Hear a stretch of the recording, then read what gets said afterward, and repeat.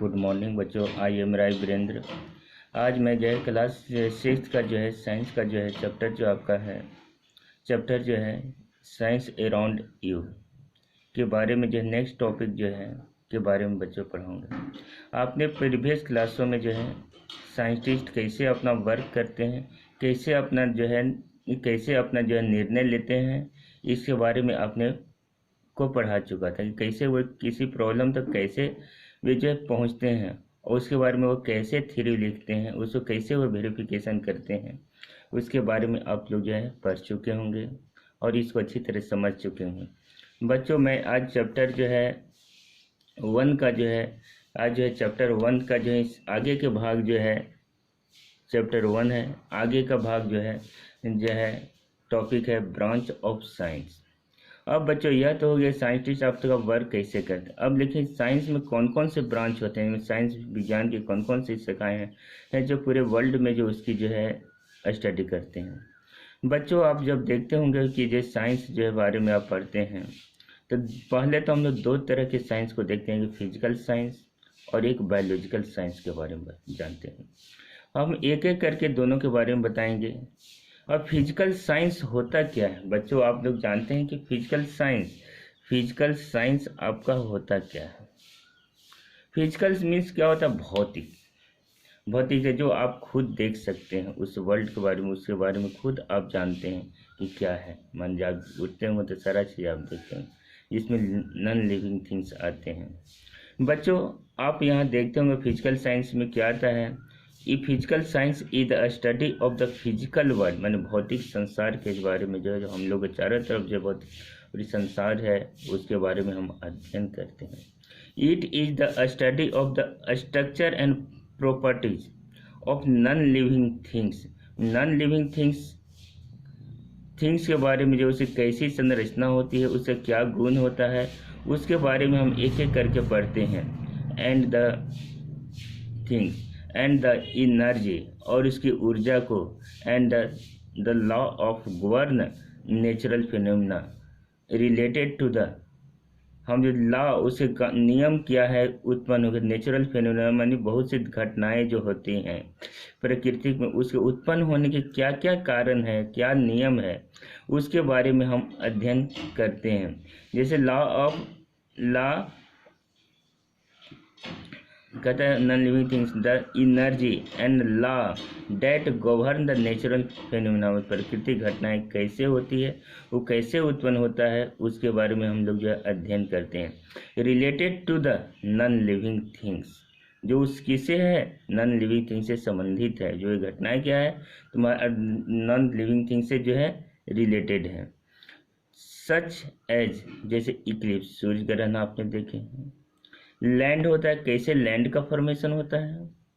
उस बाद सी किस ब्रिज, कैसे समुद्री हवाएं चलती है, उसके बारे में हम लोग जानते हैं। बच्चों अब देखिए फिजिकल साइंस को जो है हम दो बराबर भागों में बांटते हैं। पहला तो ध्यान दीजिए कि क्या है फिजिकल साइंस को जो हम दो ब्रांच में हम बांटते हैं, दो पार्ट्स में डिवाइड। एक होता है फिजिक्स, दूसरा होती है केमिस्ट्री। तो इसका भी फिजिकल साइंस का हमारा दो पार्ट्स होते हैं, एक फिजिक्स होते हैं, एक केमिस्ट्री होते हैं, जिसको हम भौतिक विज्ञान कहते हैं और जो है रसायन विज्ञान कहते हैं। अब बच्चों मैं आपको जब जानते हैं कि फिजिकल साइंस को हम क्या करते हैं, दो ब्रांच में बांटते हैं, फिजिक्स एंड केमिस्ट्री। अब यहाँ आप देखेंगे फिजिक्स क्या है।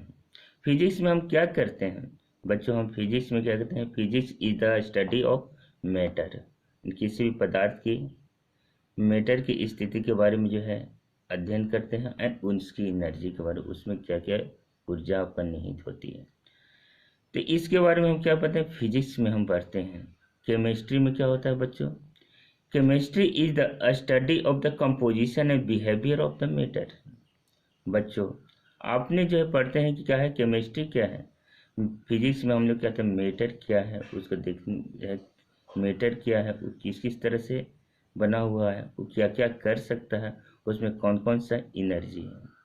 आप देखते होंगे सूर्य है, जैसे एग्जांपल में आप जो फिजिक्स में देखते हैं सूर्य, सूर्य में आपको जिसको देखते हैं कि ऐसे तो आप कहते हैं कि सूर्य है, लेकिन वह सूर्य का क्या वर्क है, सूर्य क्या क्या कर सकता है, उसकी एनर्जी क्या है, ये आप भली भांति से परिचित हैं। And water also.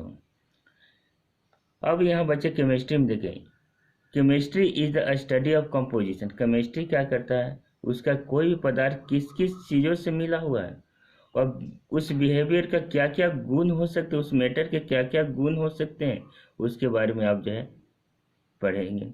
जैसे एग्जाम्पल में आप केमिस्ट्री में पढ़ते हैं जल, जो आप हम लोग जो परिचित हैं क्या है, वाटर से। बच्चों आप जानते हैं इसमें कंपोजिशन किसका है, इसमें हाइड्रोजन और ऑक्सीजन का है। ये हाइड्रोजन और ऑक्सीजन से मिलकर बना हुआ है। और इस वाटर का गुण क्या है, जो आप लोग सब भली भांति जानते हैं, जिसका हम डेली उपयोग करते हैं, इसको पीने में करते हैं, विभिन्न प्रकार के जो है वर्क में करते हैं। अब बच्चों हम चलेंगे जो है बायोलॉजिकल साइंस। पहले आपने पढ़ा फिजिकल साइंस एंड बायोलॉजिकल, मैंने ग्रुप ऑफ द क्या होता है, दो साइंस आपका हुआ। एक होता है आपका फिजिकल साइंस, दूसरा हम बायोलॉजिकल। अब बायोलॉजिकल साइंस के बारे में बताते हैं। अब बायोलॉजिकल साइंस क्या है, biological science is the study of the living things. Biological science हमारे क्या है, is the study of the, पहले आपने फिजिकल साइंस के बारे में जाते नॉन लिविंग थिंग्स के स्टडी के बारे में पढ़ा फिजिकल साइंस में। अब इसमें क्या था, बायोलॉजिकल साइंस में हम क्या करते हैं, लिविंग थिंग्स के बारे में पढ़ाते हैं, जो जीवित होता है। तो biological science is a study of the living things. अब बायोलॉजिकल साइंस को जो है दो ब्रांच में हम बांटते हैं, दो पार्ट में हम डिवाइड। एक होता है बोटनी, एक होता है जूलॉजी। बोटनी में वनस्पति शास्त्र होता है, जूलॉजी में जंतु शास्त्र होता है, जंतु विज्ञान होता है। बोटनी में वनस्पति होता है और जूलॉजी में जगह होता है जंतु होता है। यानी तो नाम से ही स्पष्ट है, बोटनी मीन्स वनस्पति, यानी इसमें किसकी स्टडी होगा, प्लांट्स की स्टडी होगा। तो botany is the study of the plant, botany हमारे क्या स्टडी करता है, प्लांट के बारे में बताता है। Zoology is the study of animals के बारे में आपको बताते हैं। अब यहाँ देखेंगे फिजिकल, अब यहाँ आपने देख लिया कि क्या क्या हमारे दो तरह के साइंस होते हैं, जितना हमारे वर्ल्ड में, एक होता है फिजिकल, एक होता है बायोलॉजिकल साइंस। प्रत्येक के जो है कितने ब्रांच होते हैं, कितनी शाखाएं होती हैं, उसके बारे में बच्चों। फिर आप अगर आगे की ओर स्टडी करेंगे physics, chemistry, botany and zoology का, और फर्दर सब इसको फिर जो हम डिवाइड करते हैं। जैसे फिजिक्स में होता है, मॉडर्न फिजिक्स में डिवाइड करते हैं। केमिस्ट्री को होते हैं इनऑर्गेनिक, ऑर्गेनिक में डिवाइड करते हैं।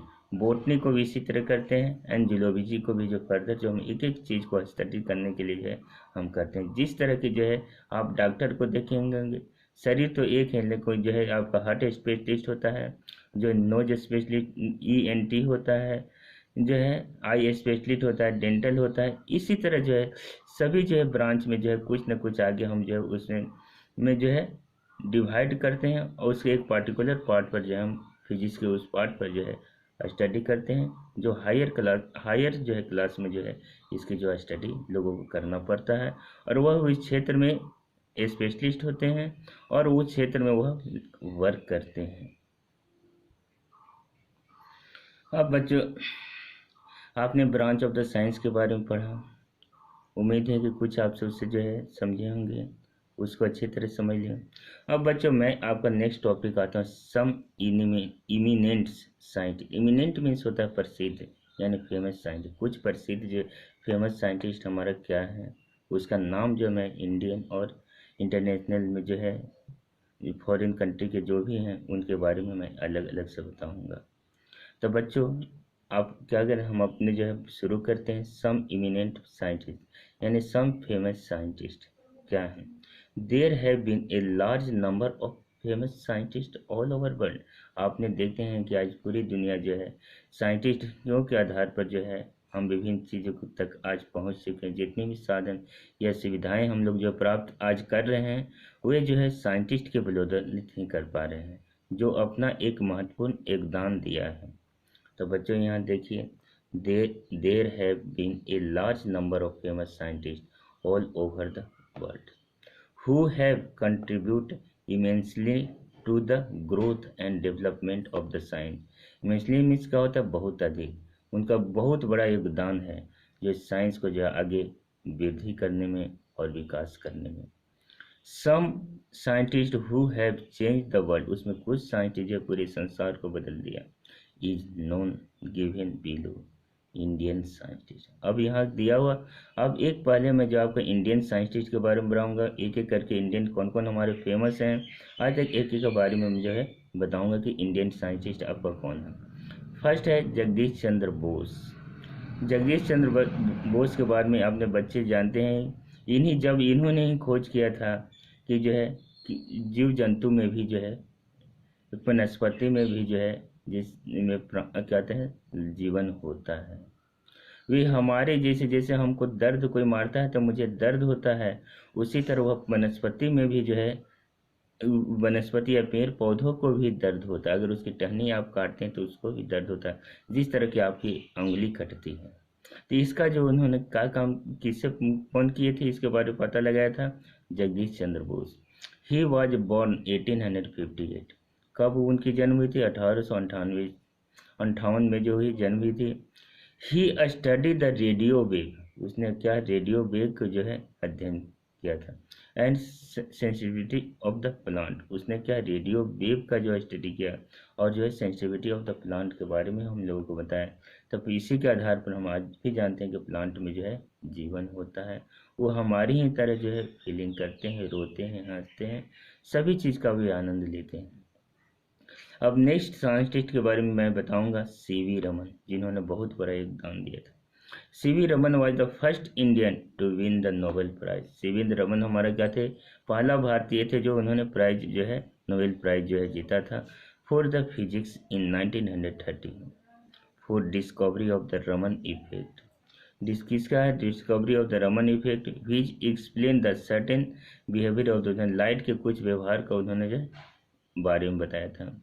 तो बच्चों मैं नेक्स्ट क्लास में जो है आपका इसके बाद के जितने भी जो हैं साइंटिस्ट, इंडियन साइंटिस्ट हैं, उस बारे में एक एक करके बताऊंगा। फिर मैं जो है आपका इंटरनेशनल जो है फॉरेन कंट्री के, हमारे देश से बाहर के साइंटिस्ट हैं, उनके बारे में भी मैं आपको जो है सामने एक कर करके बताऊंगा।